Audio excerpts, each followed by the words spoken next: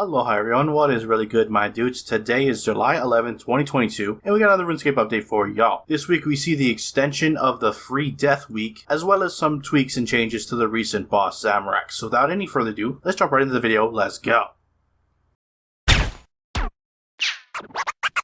Cats is the illest. What you talking about, Willis?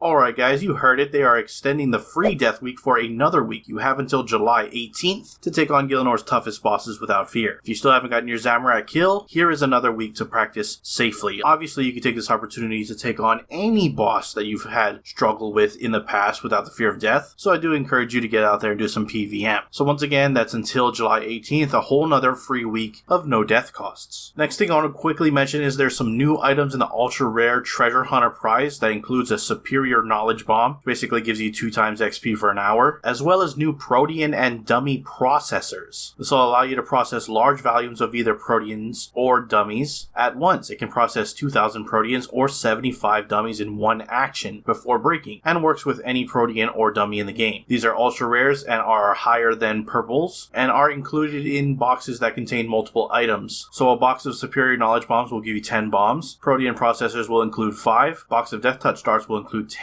and dummy processors will include 5. With that said, I want to shift on over to the patch notes and see what's been changed with Zamorak with today's update, so let's go ahead and check it out. So starting off with Zamorak and ED4, mobs inside the Zamorakian Undercity have had their HP adjusted. Several will now start with lower base HP but scale slightly harder. This means fewer hit points need to be dealt with at all in rages, with normal mode being the most affected. They slightly changed the number of mobs on some dungeon gates, in particular reducing the number of demons that need to be killed at lower in rages. They addressed a safe spot within the fight with Eterna that kept players safe from her spiked floor traps. Following feedback, they've made several changes to the Chaos Roar ability. It now requires a target to cast and needs to be hit in order to apply the buff, meaning it no longer is an effective switch for non-melee users. It also deals a chunk of damage, 20 to 130% of your ability damage, updated the tooltip to reflect these changes, and now works with all hits in AoE/twin hit abilities. So for example, the Hurricane ability will now double against all targets, but for channeled abilities it will only affect the first hit. They reduced the size of the portal click box within the Zamorakian Undercity Cathedral, prevented an issue that allowed players who died to be pulled into Phase 7 when they were in the Zamorakian Undercity as their teammates transitioned into Infernus, updated the Zamorak Lord of Chaos total kills quick chat to reflect the amount achieved in group encounters, added a quick chat for Zamorak total kills in solo, which will also output the player's highest in rage. They fixed an issue with the Flames of Zamorak attacks spawning in incorrect locations, fixed an issue causing the Zamorak boss to spawn his minions in wrong locations, fixed an issue with the reward chest not spawning for players who died during the encounter, fixed a crash on Intel GPU devices when entering the Zamorak boss in dungeon, fixed an issue with missing healing from the Guardian's Triumph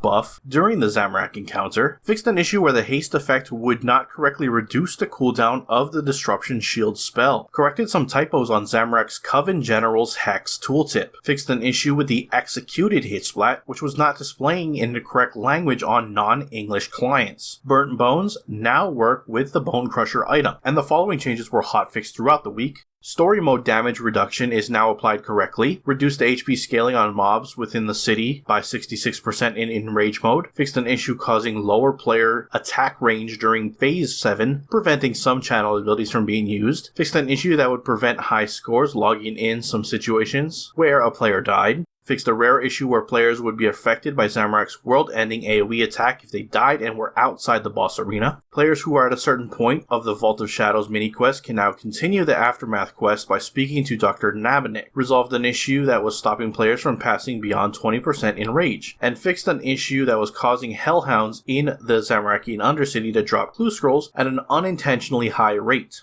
Moving on to some other patches, on the beach they fixed an issue with the non-reset XP boost from cocktails when they expire, and players can now get a drop from the skilling drop table while under influence of advanced cocktails. In the journey to Aya, the section of the Aya track background that went missing has been safely returned, fixed an issue with the PH tag in the Band of Aya item description, and fixed an issue causing the familiar override checkbox to not persist when reopening the interface for for I Attract Pets. The amount of Herblore XP gained from Protean Shakes has been adjusted. Descriptions of all Dyne arrows have been updated to reflect their functionality. And finally, they fixed an issue with the script errors appearing upon opening settings. That is it for your patch notes. Links to everything discussed in this video will be down in the description below. Head on over there and check them out. With that, I'm going to wrap up the video. If you enjoyed it, hit that like button. If you're not subscribed yet and you'd like to stay up to date on all things related, then hit that subscribe button. Anyways, I appreciate you watching. I am out. Aloha.